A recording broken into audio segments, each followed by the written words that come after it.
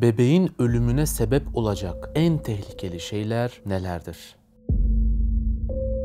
Acile bir tane bebek bırakıyorlar bize fakat bebek mosmor, vücut sıcaklığı buz gibi geldi ve biz ona canlandırma uyguladık. Kalp tam 45. dakikada bizim canlandırmayı sonlandığımız dönemde geldi. Böyle bir şey olur mu derdim kendi kendime, gerçekten oluyormuş. Şu an bile tüylerim diken diken oldu. Çocuğun zeki olması için bebekken yapılması gereken bir şey var mıdır? Evet, var. Çocuklar ve bebekler için yasaklı besinler var mıdır? İlk bir yıl içerisinde çocuğa bal ürün tükettirmemeye çalışıyoruz. Sonrasında felce neden olabiliyor. Doğum öncesinde annenin hangi gıdaları tüketmesi bebeğe ölümcül zararlar verir? Eğer bebeğiniz saatte bir uyanmaya çalışıyorsa orada kesinlikle bir sorun vardır. Çocuğunuz tabletle, televizyonla ya da bilgisayarla temas ettiği anda otizm olacakmış ya da çocuğunuza ciddi bir sorun olacakmış gibi düşünülen ya da bu şekilde ifadeler var. Bebekte kabızlık nasıl giderilir? Zeytinyağı kabızlığı giderir mi? Şehir efsanelerine geldik sanırım.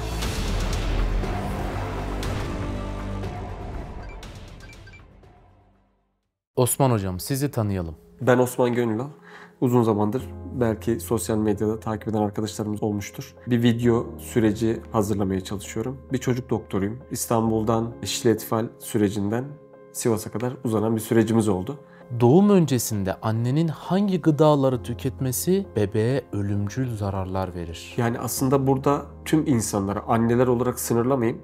Ben sağlıklı yaşamak isteyen insanlara grup olarak kolayı, cipsi ve fast food'u uzak durmasını istiyorum. Özellikle bunlar. Çünkü bunların etkisi birçok kişinin söylediği gibi kalorisinden ya da basit basit olaylardan değil, direkt hücre düzeyine gelen bir zehirlenme süreciyle alakalı.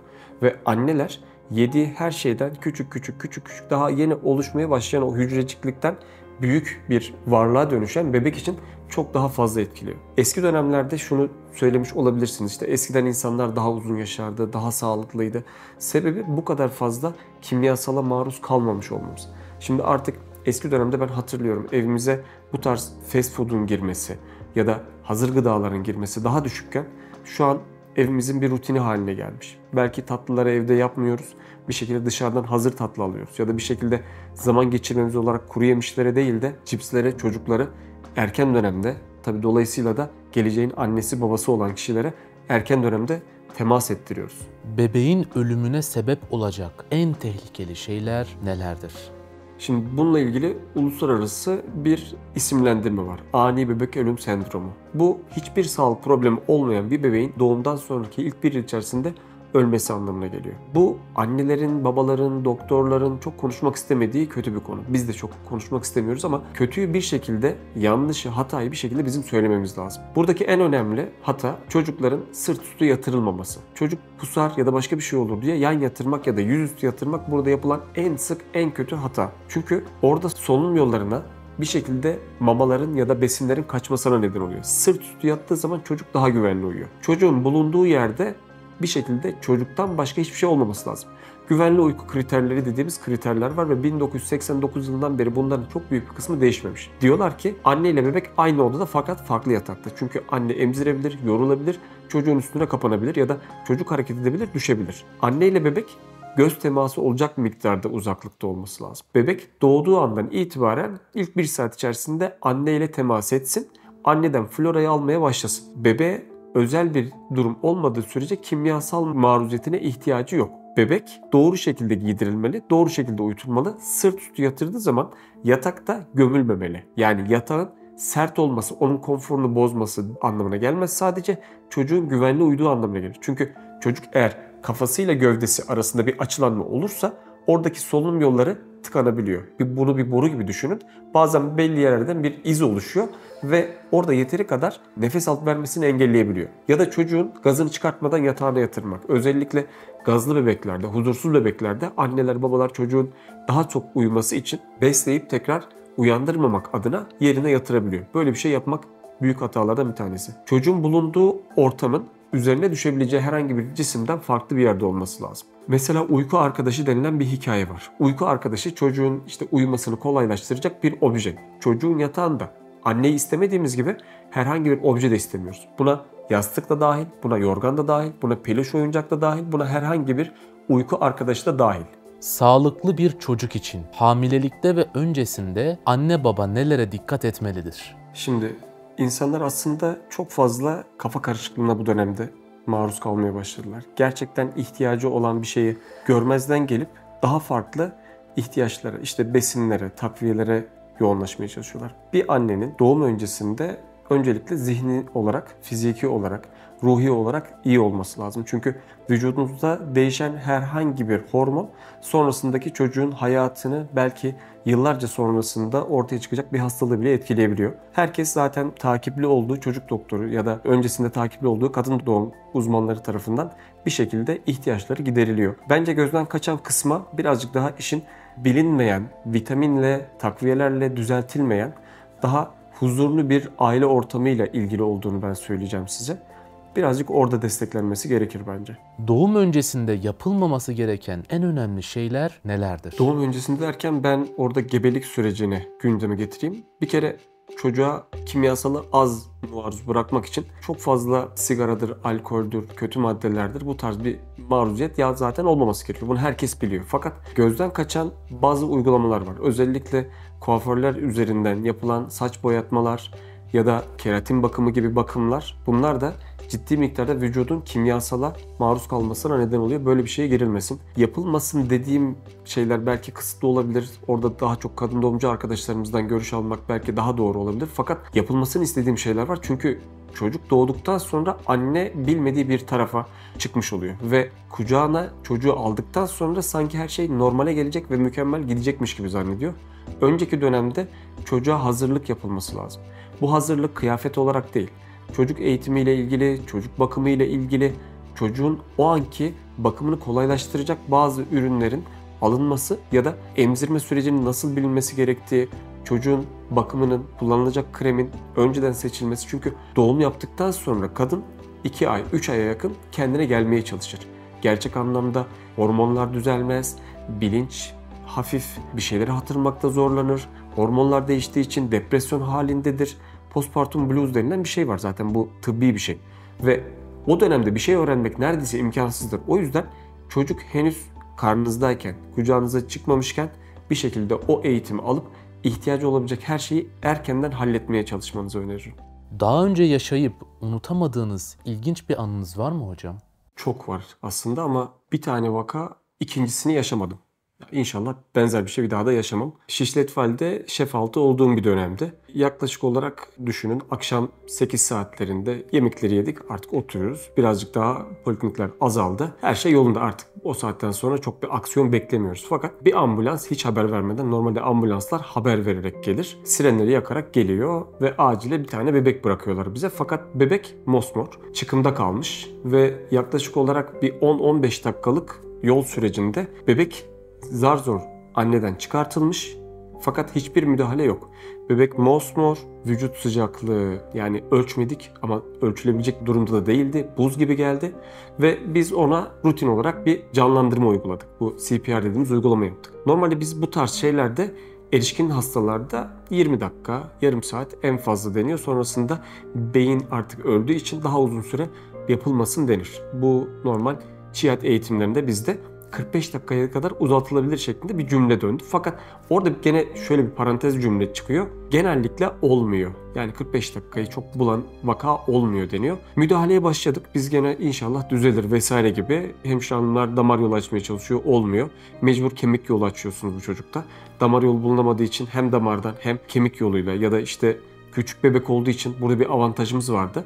Göbekten kateterle damar yolu açılabiliyordu. Damar yollarını açtıktan sonra sıvısını, uygulamasını yaptık ve kalp yok. Her 5 dakikada bir, 3 dakikada bir çocuğun durumuna göre, ihtiyacına göre hem ilaçları uygularsınız hem kalbini dinlersiniz. Kalp tam 45. dakikada bizim canlandırmayı sonlandığımız dönemde geldi. Şimdi şunu söyleyecek olabilirsiniz. 45 dakika sonra geldikten sonra bu çocuğun beyninde hasar kalmıştır. Bu çocuk ne olacak? Bakım hastası mı bıraktınız? Böyle düşündük. Yeni doğan yoğun bakımımızı aldıktan sonra tabii bilgilerini daha sonrasında duyuyoruz. Çünkü farklı bir serviste çalışıyordum o dönemde. Çocuğu 2 sene sonrasında süt çocuğu servisinde gördüm.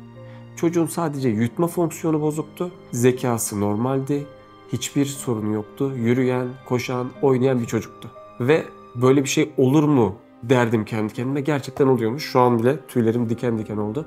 Çünkü biz o çocuğu ilk geldiğinde bu çocuk yani vefat etmiş, biz artık bu çocuğa hiçbir şey yapamayız diye düşünmemize rağmen o uygulamayı hani 15-20 dakika, yarım saat sonra pes etmeyip 45. dakikada bir yanıt almamış olmamız, sonra yoğun bakımda güzel bir şekilde bakılmış olması, 2 ay 3 ay çocuk yattıktan sonra taburcu edilmiş ve sadece yutma fonksiyonunda bozukluk olarak, belki de ailesi bu videoyu izler ve sonrasında alt tarafa yorum olarak yaparlar. İlginç bir durumdu.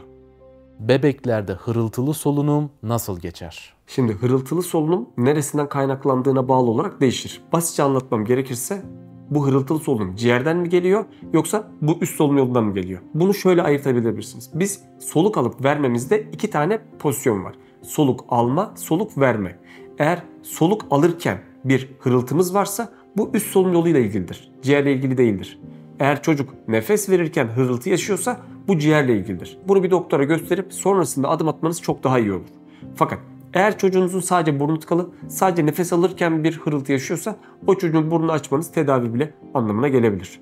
Bebeğimi uyutamıyorum, ne yapmam lazım? Zor uyuyan ve ağlayan bebekler için en güzel yöntem nedir? Bebeklerde uyku düzeni nasıl olmalıdır? Evet. Ya aslında bu her bebek için tek bir ifadeyle düzeltilecek bir şey değildir. Çünkü uyku eğitimi çocuğun doğumundan itibaren olan küçük bir şeydir. Bebek doğar, doğduktan sonra gecesi gündüzü birdir. Gece ya da gündüz farkı yoktur. Herhangi bir sirkadiyen ritim yoktur. 2. 3. aya doğru artık gece gece gibi, gündüz gündüz gibi geçirmeye başlar ve eğer bebek doğru bir şekilde gecesini gündüzünü karıştırmayacak şekilde bakılıyorsa, mesela ne demeye çalışıyorum? 30. günden sonra diyorum ki 4 saat. 40. günden sonra diyorum ki 5 saat. 50. günden sonra diyorum ki 6 saat uyutabilirsiniz. Bebeğinizin uykusunu bölmezseniz o çocuk zaten uyumaya alışır. Geceyi gece gibi geçirmeye başlar, gündüzü gündüz gibi geçirmeye başlar. Ve siz aslında uyku eğitimi vermeye başlamış olursunuz. Çocuğunuz nasıl alışırsa öyle uyur. Yani siz daha öncesinde sallayarak uyutmaya başlamışsanız onu isteyecektir. Ya da çocuğa 3 farklı yöntem yapmışsanız. Annesi ayağında sallamışsa, babası omuzunda pışpışlamışsa, işte bir başkası da çocuğu bir şekilde sallayarak uyutuyorsa, çocuk hangisini en çok mutlu bir şekilde alıyorsa her seferinde aynı uykuyu almaya çalışacaktır. O yüzden başlatırken dikkatli olun. En kolay nasıl olur? Bir kere çocuk uyumaya zaten meyillidir. Doğar ve 18-19 saate, 20 saate kadar uykuları olur yeni doğanda.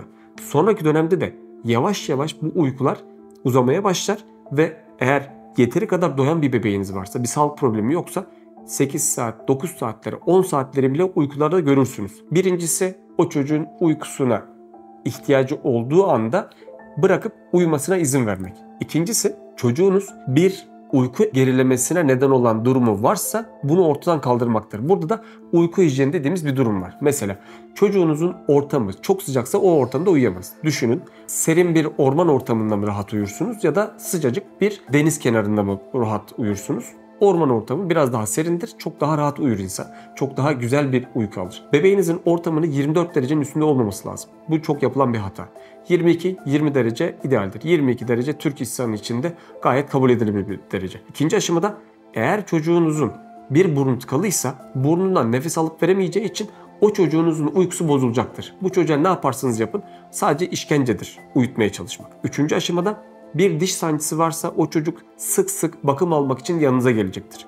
Ya da bir yeri ağrıyorsa sık sık ağrısından dolayı bakım almak için yanınıza gelecektir, emmeye çalışacaktır ve çocuk bir yerden sonra artık anneyi bıktırdığı için memede uyuma süreci gündeme gelecektir. Biz bunu pek istemiyoruz. Çünkü anne dışında bunu yapabilecek kimse yok. Bir yerden sonra anne hasta oluyor, anne yoruluyor, baba ya da yanındaki başka hiç kimse bunu yapamıyor. En istemediğimiz yöntem emzirmeyle uyutma diyebilirim. Onun dışında sallama olabilir ama basit sallamalar. Burada da sallamayı ikiye ayıracağım. Birincisi işte ayakta sallama düşünün. İkincisi yukarıdan aşağı doğru hafif mancınık sistemi gibi sallama. Siz eğer bebeğinizi bu ikinci yani mancınık sistemi gibi sallama şeklinde uyutursanız çok daha kolay bir şekilde bunu bırakabiliyor. Uyku düzeninde de bir kere bebeğinizi doyurduktan sonra onların genellikle şeker yükseldiği için uykuya biraz böyle meyilli olacaktır. Genellikle uyku öncesinde bir emzirme ya da bir bakım ihtiyacı duyarlar ve çocuğunuzu eğer doğru şekilde konumlandırıp güvenli bir şekilde yatağına yatırdıysanız o uyku düzeni gelecektir. Her yaş grubu için bu uyku düzeni değişiktir. Mesela ilk 1 yıl içerisindeki bir bebek için bahsetmemiz gerekirse ilk 2 ay, 3 ay çocuk her 3 saatte bir uyur, uyanır, beslenir, uyur, uyanır, beslenir gibi basit bir süreci vardır. 3. aydan sonra işler artık birazcık daha gündüzü daha az uyumaya, daha uzun uyanık kalmaya çevirmeye başlar. 7. 8. aydan sonra artık sayılı uykular geçer. Mesela 8. 9. aydan itibaren 3 uyku yapmaya çalışır. Geceyi uzunca bir uyku yapar, gündüzü 3 uykuyla yapar. Orada da genelde sabah 7 gibi uyanan bir bebek vardır. 10 gibi birinci uyku, 12, 1 gibi ikinci uyku, saat 3-4 arasında gibi 3. uyku yapar ve sonrasında akşam 8 civarında da akşam uykusunu yapmaya çalışır. Gene bu yaş grubunda bebekler gece 2 kez uyanmayı hak ederler. Yani 2 kez uyanıp beslendiği zaman niye uyanıyorsun ya da işte beslemeyin bir sıkıntısı vardır demiyoruz. Genellikle 12-1 arasında bir kez, sabah 3-4 arasında bir kez uyanır ve bu tamamen haklarıdır. Orada müdahale etmeyiz. Eğer bebeğiniz saatte bir uyanmaya çalışıyorsa orada kesinlikle bir sorun vardır. Bunu giderene kadar da çocuğunuz uyku eğitimi almaz. Herhangi bir uyku düzenine de girmez. Bebeklerde gaz sancısı nasıl geçer? Şimdi gazın neden olduğuna bağlı. Her gaz durumu farklı bir sebepten oluşabildiği için, farklı bir dinamiği olduğu için siz tek bir damla vererek çocuğunuza gaz geçirme şansınız yok. En büyük şehir efsanelerden birisidir. Çocuğunuzun gazı olabilir. Hadi gaz damlası başlayalım. Bu gaz damlası eğer sizin çocuğunuzun rahatsızlığını düzelten bir şey değilse hiçbir işinize yaramaz. %3'lük 5'lik kısımda yani 100 kişiye verilen gaz damlası 100 kişinin 3'ünde 5'inde işe yarar. Ama 95'inde işe yaramaz çünkü sebep farklıdır. Ne olabilir? En çok gördüğümüz hatalardan bir tanesi çocuğun diyelim ki beslenme süreci. Anne beslemeye başlıyor çocuğu ve anne besliyor sonrasında gazını çıkartıyor. Bu büyük bir hata. Normalde annenin aralarda gaz çıkartıp sonrasında yatağına bırakmadan önce gazını çıkartması lazım ki gazı kalıcı olarak sonlansın. Veya çocuğunuz boğuluyor. Annenin sütü çok fazla geliyor. Bu durumda annenin sütünü bir miktar sağarsanız ancak bu durumda gazınızı azalır. Çünkü şöyle düşünün. Annenin sütü normal geliyorsa bir bardak su içersiniz. Keyiftir bu. Bu bir ikramdır. Mutluluk bile verir. Ama ben bu suyu bir hortum vasıtasıyla, bahçe hortumu diyelim, çocuğun ağzına soktum. Musluğu da sonuna kadar açtım. Bu durumda çocuk o suyu içmeye çalışırken gaz da yutar. Aynı sebepten eğer annenin hiperlaktasyonu varsa da gaz sorununa neden olur. Aynı şekilde çocuğunuzun diyelim ki bir anatomik sorunu var. Burnu tıkalı. Bu çocuk ağızdan nefes mi alacak, ağızdan yemek mi alacak? Eğer çocuk burnu tıkalıysa çok miktarda gaz yutacaktır. Normal bebeklerde ilk 4 ayda 5 ayda zaten bu hayati bir şeydir. O yüzden burun temizliğini ilk 4 ayda 5 ayda tıkalıysa eğer yapmanızı kesinlikle tavsiye ediyorum. Sonraki dönemde de nezle oldunuz diyelim. Eğer burnunu yeteri kadar açamazsanız isterseniz bir deneyin. Burnunuz tıkalı, yemek yemeye çalışın, uyumaya çalışın. Kaç gün başarabileceksiniz? Ya da böyle bir baba yiğit var mı aranızda bilmiyorum ama 2 gün 3 gün ben nezle oldum hiç burnumu silmedim diyebilirse. Eğer bunu yapamıyorsanız bebeğiniz de bunu yapamayacaktır. O yüzden sizin dışarıdan onun burnunu açmaya yönelik müdahale etmeniz aslında gaz sorununu çözmenizi de beraberinde getirir. Bazı bebeklerde intolerans vardır, bu nedenle olur. Gaz dediğiniz soruyu ben kolik olarak da alayım. Çünkü biz gaz diyoruz halk olarak ama bazen kolik durumu da gaz olarak algılanabiliyor. Bazen sebep çocuğun bulunduğu ortamın aşırı ısınması oluyor. Çocuk fazla sıcaktan bunaldığı için ağlıyor. Başka hiçbir sebebi yok. Bazı çocuklar vardır, hele ki ilk 10 gün içerisinde ağlıyorsa gaz sancısı diyorlarsa ki öyle bir şey yoktur. O çocuk açtır. Gaz sancısı bizim genel olarak 15. günden sonra gördüğümüz bir şeydir. Öncesindeki dönemde gazını çıkartacağım diye lavmanlar bilmem neler yapmak değil. Bebekler ve çocuklar sakin dursunlar diye ellerine telefon ve tablet vermek doğru mudur? Tabii ki doğru bir şey değil bu. Çünkü tabletle ya da telefonla tırnak içerisinde bir hileyle çocuğu durdurmaya çalışmak evet orada durmasını sağlayacak ama çocuğu gelişim tarafında sürüncemeye sokabilir. Geri bırakabilir. Ve bu bir alışkanlık haline gelir. Çünkü çocuklar hızlı öğreniyorlar ve bir yerden sonra size yaptığı doğru olmayan bir davranışı aslında telefon ya da tablet almak için, oyun almak için tekrarlayabiliyor. Yani çocuklarda bir öğrenme sürecine dönüyor. Fakat bu şu anlama gelmiyor. Çocuğunuz telefondan uzaktaki akrabasıyla görüntülü konuşma yapıyor. Bu onun için bir olumsuz durum değildir. Ya da internette yanlış bilinen hikayelerden bir tanesidir. Çocuğunuz tabletle, televizyonla ya da bilgisayarla temas ettiği anda otizm olacakmış ya da çocuğunuza ciddi bir sorun olacakmış gibi düşünülen ya da bu şekilde ifadeler var. Böyle bir şey mümkün değil. Sadece karşıdaki televizyonun ya da tabletin etkileşimli bir içerik olması lazım. Ne demeye çalışıyorum? Eğer karşıdaki kişi video sizi görüyor, sizle göz teması kuruyor, siz konuşurken susuyor ve siz sustuğunuzda konuşmaya başlıyor, sizi harekete, konuşmaya yönlendiriyorsa bu bizim için olumsuz bir şey değildir. Yani tek başına tablet, telefonu açıp televizyonu izletin, işte çocuğunuza yemek yedirmek için bunu kullanın demiyorum. Ya da sakin olmuyor, çocuğunuza bunu hile olarak kullanın istemiyorum. Bebeklerin dilinden nasıl anlarız? Bebekler aslında her şeyi net bir şekilde söylüyor. Anneler, babalar belli bir yaştan sonra insanlar diyelim, yaşadıkları yaşanmışlıklarına göre cümlelerini geri çekebiliyorlar. Bazı şeyleri söylemeyebiliyorlar, bazı şeyler abartabiliyorlar ama çocuklarda bir sıkıntı varsa o çocuk size dürüst bir şekilde sıkıntısını anlatır. Ama kendi lisanında. Hiçbir zaman bunu işte baba benim buram acıyor ya da anne ben doydum daha fazla verme gibi söylemez. Bazen ağlayarak, bazen nazlanarak, bazen kucağınıza gelerek, bazen küserek, bazen altını ıslatarak kendince bir iletişim kurmaya çalışır ve size bir mesaj verir. Eğer o mesajı doğru şekilde dinlerseniz, doğru şekilde anlamlandırırsanız ve kendi kafanızdaki doğruyu ona dayatmak zorunda bırakmazsanız çocuk istediğiniz her şeyi size söyler. Ve emin olun bebekler daha doğduğu günden itibaren ne ihtiyaçları olduğunu size kendi miktarlarında söyler. Bizim burada en çok gördüğümüz hatalardan bir tanesi, size örnekle de gideyim. Anneler, babalar bana şunu söylüyor. Biz çocuğumuzu ne kadar besleyeceğiz? İşte sütümüzü sağıp miktar olarak mı vereceğiz? Mamaların arkasında şu kadar yazıyor. Biz bu kadar mı vereceğiz? Bunların çok büyük bir kısmı yanlış. Yapacağınız hesaplamalarla doğruyu bulma ihtimaliniz çok düşük. Belki %5'lik kısımda. Ama %90-95 oranında bebek size doyduğunu söyler, aç olduğunu söyler, başka bir ihtiyacı olduğunu söyler. Dolayısıyla bebek aslında iyi gözlemlendiği zaman her şeyi size söyleyen bir varlıktır. Çocuğun zeki olması için bebekken yapılması gereken bir şey var mıdır? Evet, var. Çocuğu ihmal etmemek. Çocuğu ihmal etmemek şu değildir. Her güne bir aktivite. Her gün şuraya gidiyoruz, buraya gidiyoruz. İşte piyano dersinden alıyorum, baleye sokuyorum. Baleden alıyorum, takla attırıyorum. İşte çocuğuma şu imkanları sunuyorum. Şu tırnak içerisinde vitaminlerle çocuğumu besliyorum. Bu değildir. Zekayı belirten çocuğun etkileşimidir. Yani çocuğun gözünün içerisine bakarak yaptığınız her şey, konuştuğunuz her şey, öğrettiğiniz her şey çocukta bir sünger gibi içeri alma olacaktır. Ve çocuğunuza bana aileler geliyor. Hocam 3. aktiviteyi yapıyorum ama 4. aktiviteyi bulamıyorum. Ben ne yapayım? İşte çocuğuma hangi oyuncaklar alayım?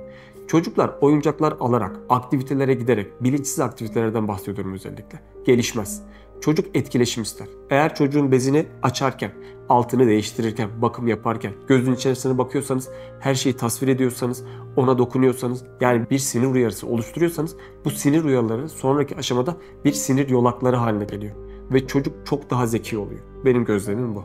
Bir de belki şuraya şöyle bir ekleme yaparım. Çocuklar doğduğu andan itibaren biz D vitamini başlıyoruz. Bu Sağlık Bakanlığı'nın önerisidir. Öyle 10 gün 15 gün bekleme yok. Çocuk doğar biz D vitamini başlarız. 1 yaşına kadar da böyle götürürüz. 4. ay itibariyle de artık annenin verdiği demir yavaş yavaş azalmaya başlar ve yok olur.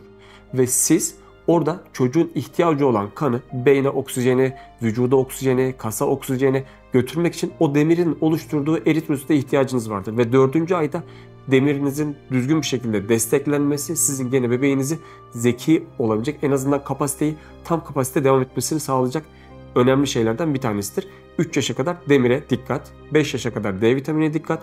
Bir de parantez açayım, son parantez bu. Çocuklarda bir metabolik hastalığı ya da erken dönemde bir sıkıntıyı ortaya çıkartmak için bir topuk kanı alıyoruz. Ve bu topuk kanında bakılan enzimler, bakılan değerler sizin çocuğunuzun erken başlangıçlı bir hastalıkla hızlı bir şekilde düzeltilebilecekken gözden kaçırırsanız ya da görmezden gelirseniz, topuk kanı almayıp hani bazen farklı yerlerde farklı şeyler duyuyoruz. Topuk kanı alınınca şöyle oluyormuş gibi.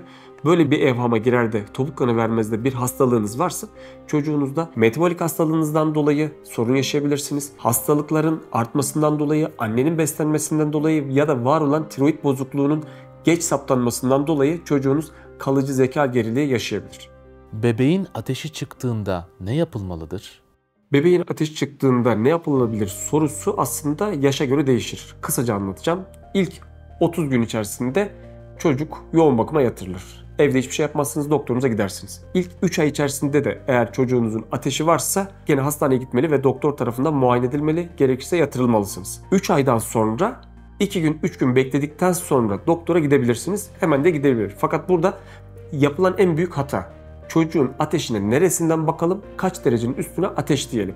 Çünkü ateşin tanımı düzgün yapılmazsa gereksiz hastaneye gitmek, hastaneden hastalık kapmak standart bir uygulama haline geliyor. Sizin eğer çocuğunuzda koltuk altından ateş bakıyorsanız 38'in üstüne ateş diyoruz. Kulaktan ateş bakıyorsanız 38,5'un üstüne ateş diyoruz. Temassız atış ölçerler çok fazla kafa karıştırabildiği için ben temassız atış ölçerle bakılmasını pek önermiyorum. Güvenmiyoruz da. Bizim genellikle tavsiye ettiğimiz kulaktan ateş ölçerler var. Onları kullanmanızı istiyoruz. Diyelim ki ateşiniz gerçekten yüksek çıktı. Bu durumda evde 2 gün izleyebilirsiniz. Basitçe ne yapabilirsiniz? Çocuğunuzun ateşi çıktı. Üstünü bir kat açtınız. Ya da ortam ısısı yüksekse biraz düşürdünüz. Ateşi devam ediyor. Parasetamol ya da ibuprofen dediğimiz ilaçlar var. Bunları uygulayabilir veya doktora gidip tedavinizi direkt almaya çalışabilirsiniz. Çocuklar ve bebekler için yasaklı besinler var mıdır? Şöyle aslında biz hiçbir insan için sağlıklı demediğimiz o ürünlerin hepsi çocuklar için de yasaklı ürünler. Nedir? Koladır, cipstir ya da fast food'tur. Bunun yanında çocuklara yaş gruplarına göre gene yasakladığımız ürünler var. Mesela ilk bir yıl içerisinde çocuğa bal ürün tükettirmemeye çalışıyoruz. Çünkü balın içerisinde olan üreyebilen bir bakteri sonrasında felce neden olabiliyor. İlk bir yıl içerisinde bu yasaktır. Onun dışında gerçek anlamda bir yılda yasaklı bir besin yok. Mesela yanlış bilinen hikayelerden süt aslında yasak değildir ama çocuğunuzu bir hayvan sütüyle besleyin istemeyiz. Bunun yerine bir sulandırma malzemesi olarak sütü kullanabiliyorsunuz. Burada sorun yok. Ya da çocuğunuza bir alerjisi yüksek diye yumurtanın sarısını ya da beyazını yasakladığımız bir durum yok. Gene bebeğinize katı gıda başladıktan sonra 6 aydan itibaren bunları verebiliyorsunuz. Belki 6 ay altındaki bebeklere, katı gıda başlamamış bebeklere suyu yasak olarak söyleyebiliriz. Onun dışında da bariz bir yasak yok. Bebekte kabızlık nasıl giderilir? Zeytinyağı kabızlığı giderir mi? Şehir efsanelerine geldik sanırım. Şöyle, zeytinyağını önce ben size yaklaşık nasıl vücuda girdiğini, nasıl bir etkisi olduğunu söyleyeyim, sonra devam edelim. Zeytinyağı aldığınız zaman midede bir miktar parçalanır. İnce bağırsakta tamamı emilir. Kalın bağırsağa hiç geçmez. Sağlıklı bir vücutta kalın bağırsakta zeytinyağının olmaması lazım. Kalın bağırsak su çeker. İnce bağırsak tüm vitaminlerinizin, minerallerinizin %99'unu belki çeken organdır. Verdiğiniz zaman ince bağırsakta yok olup giden, kalın bağırsağa geçmeyen bir zeytinyağının kabızlığa engel olma ihtimali yok. Fakat zarar vermediği için eğer doğalını veriyorsanız zeytinyağı verilmesine ben engel olmuyorum. Ama o öyle düzelmez. Kabızlık neden olur söyleyeyim. Her dönemde farklı bir sebepten oluyor. Bizim iki türlü kabızlık dediği ailelerin iki türlü durum var. Birisi fizyolojik durum, birisi patolojik durum. Fizyolojik durum çocuğun zaten bu şekilde olmasını bekliyoruz. Çocuk doğar, doğduğu zamandan yaklaşık olarak 3. hafta, 4. haftaya kadar kakasını bitirir. Anne karnındayken oluşan, dökülen hücreler, yediği miktarlar veya anne karnındayken yuttuğu kendi hücreleri bir kaka oluşturur ve 3. 4. haftadan sonra çocuğun beslenmesinin bir ifadesi değildir. Sonrasında çocuk düzenli olarak kaka yapmayı bırakır. Eğer çocuğunuz 4. hafta, 5. hafta, 6. haftada 3-5 günde bir kaka yapıyorsa bu kabızlık anlamına gelmez. Bu seyrek kaka yapma anlamına gelir. Ben ona fizyolojik kabızlık diyeyim.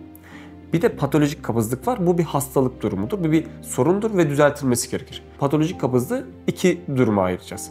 Bunun birincisi en sık görüleni katı besine hızlı başlama. 6, 7, 8. aylarda başlayan ve 9, 10. aylarda zirve yapan kabızlık sebebi. İkincisi de bezden ayrılma dönemi dediğimiz 2-3 yaş arasında çocuğun istemli olarak kakayı içeride biriktirmesi ve vücudun içindeki suyu çekmek için kakayı sertleştirip yaparken çocuğun canının acımasına neden olan ve bir kısır döngüye neden olan diğer bir kısım. Erken dönemde 8. 9. ayda olan kabızlık vücudun bunu karşılayamaması, gelen katı gıdayla baş edememesi nedeniyle oluşurken diğeri çocuğun istemli bir şekilde kakayı tutması ve o tuttuğu kaka nedeniyle sonrasında canının acıması nedeniyle oluşan bir şey. Nasıl giderilir? Sebebe yönelik giderilir. Eğer çocuğunuz erken dönemde 1. ayda, 2. ayda, 3. ayda kabızlık yaşıyorsa sadece sıvı gıda alan bir bebek için bu bir kabızlık değildir. Seyrek kaka yapmadır. Verdiğiniz mamayı doğru sulandırıyor musunuz? Ya da başka bir sağlık problemi var mı diye çocuk doktorunuza danışın. Eğer 7. ayda, 8. ayda, 9. ayda katı gıda başladığınızda oluşan bir şeyse muhtemelen katı gıdayı hızlı başladınız ya da çocuk hazır olmadan, mesela şunları duyuyoruz. 4. ay oldu, tadımlara başla. Çocuk henüz hazır olmadan bunu başladığınız zaman sorun yaşarsınız. Siz sebep neyse sebebi buluyorsunuz, sebebi gideriyorsunuz. Anne sütüyle alakalı araştırdığınız ve etkilendiğiniz bir olay oldu mu hocam? Anne sütü köken olarak sizin anneannenizin beslendiği ürünleri bile içerebiliyor. Genetik olarak anneannenizin yediği her şey dolaylı yönden sizin torununuzun sağlığına olumlu etkileyebiliyor. Bak şöyle düşünün. Anneanne bir şey yedi. Temiz bir şey, sağlıklı bir şey. Bağırsaktan aldı, sütünden bebeğe geçti. O bebekte flora oluşturuyor. Canlanıyor, büyüyor, uzuyor. O anne sütünün içindeki mineralin, vitaminini boş verin. Hiçbir şeye bakmayın. Sizin o verdiğiniz miktarla çocuk yeni bir hücre oluşturuyor. Tam da dışarıdaki mikroba karşı gelebilecek, tam da o anın, o devrin ihtiyaçlarını karşılayacak yeni bir mutant oluşturuyorsunuz. Ama iyi bir mutant. Ve sizin orada vitamininiz yok, vitamininizi destekliyor. K vitamini mesela çocuğa doğar doğmaz veriyoruz, iğne yapıyoruz. Ama sonrasında ihtiyacımız olmuyor. Sebebi ne? Sebep artık vücuttaki bakteriler üretiyor. Normalde bizim vücudumuz K vitamini üretemez. Onlar olmasa. Veya sizin sağlığınız oluyor. Bizim en büyük organımız bağırsaklar. Aslında sağlığımızın ana noktası orası. Bağırsaktan çünkü vücudunda da fazla miktarda aldığınız zaman alerji oluyor. Az miktarda aldığınız zaman büyüyemiyorsunuz. Doğru miktar almanız lazım. Doğru miktarın dışarı atılması, bazen toksinlerin uzaklaştırılması, bazen yararlı besinlerin alınması, büyümesi, sıvısı, vücudunuzdaki ikinci beyin desek yanlış olmaz ki bu ifadeyi de kullanan yerler var. Böyle bir mucizevi süt. Aslında anne bundan habersiz. Evet. Anne ona bir tuşa basıp gelmiyor yani. Aynen. Normalde bebek doğduğunda direkt geliyor. Ama buradaki o mucizevi olay da Allah'ın da ne kadar büyük bir şey ikram ettiğinin delili oluyor aslında değil mi hocam? Bizim bir tane hocamız vardı Çapa'da. Ateist bir hoca ve işinin uzmanı bir adam. Ben hücrenin içindeki bu boru sistemini görünce diyordu ki sadece boru sisteminden bahsediyor. O boru sisteminin işte kendi yapı taşlarına falan hiç girmemiş bir adam. Bu boru sisteminin kendi başına olabileceğini çok şey yapmıyorum yani Tanrı'ya inanmak istiyorum diyor. İnanmak istiyorum diyor. Sadece bu şekilde bir ifadesi var. İtiraf edemiyor kendine. Yani böyle bir olay var. Bundan kendisi de emin ama kendine itiraf edemiyor. Hadi yap diyorsunuz, benzer bir şey yap. Ya da var mı böyle bir mühendislik benzer? Yakından geçen bir şey yok diyorlar. Hücrenin içine çökmemesi ya da patlamaması inanılmaz bir denge. Çünkü devamlı hareket halindeyiz. Ve vücudumuzu düşünün. Trilyonlarca hücrenin bir araya gelip normalde binalar olduğumuzu düşünün. Her binanın hareketinde bir tarafının penceresi kırılır, öbür tarafının kolodu, kirişi kopar bir şeyler olması lazım. Bunun içerisinde bir alan var. Her hücre kendi içerisinde bir şey üretiyor. Kendi hücresi üretti boş verin. Hücrenin içerisinde her parçanın kendi üreticisi var. Her parçanın kendi görevi var ve 1 milisaniye bozulduğu zaman iş kanser hücresine dönüyor. Biz hor kullana yıllar sonrasında kanser oluyoruz. Çok şükür. Vücudumuzda her dakika milyonlarca kanser hücresi oluşuyor. Onun da çözümü var. Vücudumuz habire düzeltiyor. Işıklar, manyetik dalgalar, UV ışınları, yediğimiz içtiğimiz ne kadar doğal yiyorum ki. Kıyafet, kök boyası değil bu. Kimyasal boya. Memnun muyum? Değilim. Boyalar hepsi kimyasal süreçten geçiyor. Memnun muyum? Değilim. Ama bir şekilde sürdürülebilir olması lazım. O yüzden çocukta da rol model. Her şey rol model aslında. Ya aslında acayip olan insanın vücudunda gerçekleşen bu olaylardan insanın haberinin olmaması aslında. Allah'tan biz haberdar değiliz. Yoksa az oldu, fazla oldu, biraz oradan, biraz buradan hepimiz böyle ağız gözü yamuk değişik varlıklara dönerdik. Yeni doğan bir bebek ne sıklıkla uyandırılmalıdır? Evet, bu en çok gördüğümüz, en muzdarip olduğumuz durumlardan bir tanesi. Çünkü başlarda annenin sütü gelmediği zaman çocuğun her ağladığında anne tarafından emzirilmesini istiyoruz. Burada böyle 2 saat, 3 saat net bir rakam yok. Bebek 1 saat sonra uyanır, emmek ister. Annenin sütü tam gelmemiştir ilk günlerde. Her ağladığında, her uyandığında emzirmesini istiyoruz. Fakat çocuğunuz eğer prematür değilse, eğer özel bir sorunu yoksa, eğer özel bir hastalığı yoksa, özel bir ilaç kullanmıyorsa bu çocuklar 3 saatte birden daha erken uyandırılması gerekmez. 1 saat sonra uyandı, emzirmek istiyor, sorun yok, emzirilebilir. Fakat biz şunu duyuyoruz, 2 saatte bir düzenli emzir. İlk günler için doğru olan bu cümle sonraki günlerde artık bir hata anlamına geliyor. Çünkü bebek artık uyumak istiyor. Mide kapasitesi artıyor, emebilirliği artıyor, birim zamandaki aldığı mama artıyor ve ihtiyaç olmadığı sürece de bebek emmek istemiyor. Siz orada emmemesine izin verirseniz ve çocuğun daha fazla uyandırılması, daha fazla rahatsız edilmesini bırakırsanız bu bir uyku eğitimi anlamına da geliyor. Çünkü çocuklar 30. güne kadar 3 saat diyelim biz ona. 30-40 gün arasında 4 saat, 40-50 gün arasında 5 saat. Sonrasında da her 10 günde bir saat daha fazla uyuyabilir hale gelir. Ta ki 8 saat olana kadar. Çünkü 8 saat bir insan için gayet makul bir saat aralığıdır. 8 saat uyuyan çocuğa zaten annesinin babasının çok da müdahale etmesi gerekmemiştir. Bebekler dinledikleri şeylerden olumlu veya olumsuz etkilenirler mi? Tabii ki. Özellikle cümlelerin, kelimeler içerisindeki duygusal ifadeleri bebekler çok kolay anlarlar. Bunu iki sebeple anlar. Birincisi, eğer anne bu cümlelerin içerisinde ve olumsuz etkilenen ve stres hormonları yükselen kişi ise annenin sütü üzerinden o stres hormonu bebeğe geçer, olumsuz etkiler bir. İkincisi, kullandığınız ifadeler, cümleler eğer çocuk için savaş, korku, kötü ifadeler içeriyorsa bu durumda da çocuğunuz olumsuz şekilde etkilenecektir. Bunu bugün için ortaya çıkartmaz ama sonraki dönemde çocuğunuzun psikolojisinin bozulması şeklinde ya da moral motivasyonunun düşmesi ya da güvenin azalması, bağımsız iş yapmanın azalması, kendi içine kapanma şeklinde bunu dolaylı olarak görürsünüz. O zaman bir bebeğe olumlu olaraktan bir Kur'an sesi dinletmek güzel olur değil mi hocam? Aynen. Hayalhanem hakkında ne söylemek istersiniz? Öncelikle beni davet ettiğiniz için ve böyle bir imkanı sunduğunuz için teşekkür ederim. Ekip olarak da gayet güzel zaman geçirdik. Bilmiyorum, bazen biraz zorlamış olabilirim size. Ama bize bu şekilde ve insanlara rol model olabilecek şekilde bir işi doğru yapmanın yanında o doğru yolun ulaşılabilir hale getirilmesi açısından oldukça yararlı iş yapıyorsunuz. İnşallah tekrar görüşme sağlarız. İnşallah tekrar yeni bir konu üzerine bir araya geliriz. Ben açıkçası ekibi oldukça sevdim. Ekibin geri kalanıyla da tabii ki tanışmayı çok isterim. Nasip kısmet diyelim. İnşallah İstanbul'daki yerimizi de bekleriz hocam. Mersin'de de yerimiz var bu arada. Öyle mi? Evet, oraya da Seve bekleriz. seve diyelim. Allah razı olsun. Teşekkür ederiz. Sizden de. Teşekkür ederim.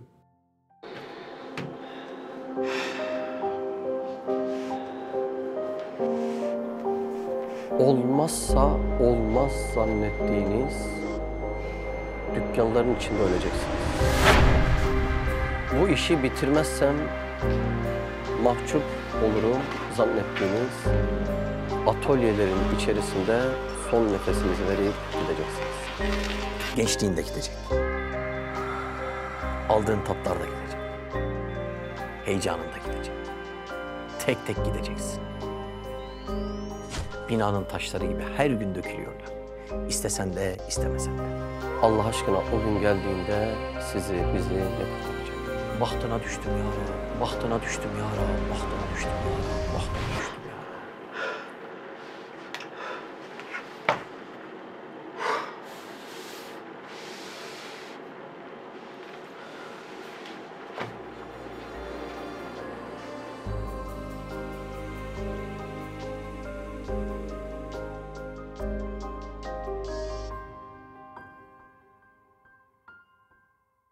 Siz de Hayalhanem'in yurt içi ve yurt dışı projelerine destek olmak için buradaki linke tıklayarak online bağışta bulunabilir veya aşağıdaki iletişim numaralarından bizlere ulaşabilirsiniz.